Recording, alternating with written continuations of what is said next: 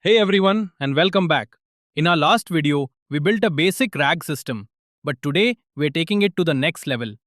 Imagine an AI that doesn't just answer questions, but also checks its own work and corrects mistakes. That's exactly what we're building with Corrective RAG or CRAG. This advanced system adds a verification step to the standard RAG process, double checking retrieved information to reduce errors and ensure more accurate answers.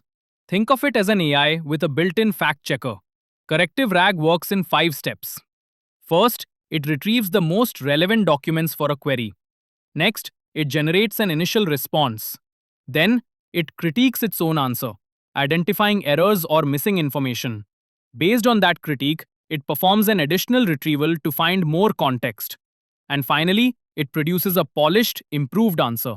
To get started, we install the required libraries, including sentence transformers, LangChain, LangChain Grok for a fast LLM, and LangChain Chroma for our local vector database.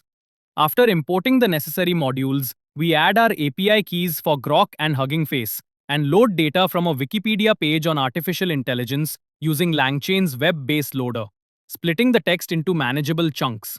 We then create a vector store using the Nomic Embed Text v1.5 model to generate embeddings for each chunk, enabling lightning-fast similarity searches.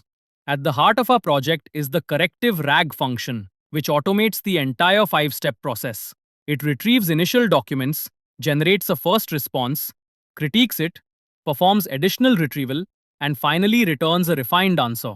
When we run the system using Grok's Llama 3.8b model and query, for example, what are the main applications of artificial intelligence? The AI produces a comprehensive answer covering search engines, virtual assistants, healthcare, finance, and more, all while ensuring accuracy through its built-in correction process. And that's how you build a self-correcting AI with corrective RAG, a major step toward more reliable and intelligent systems.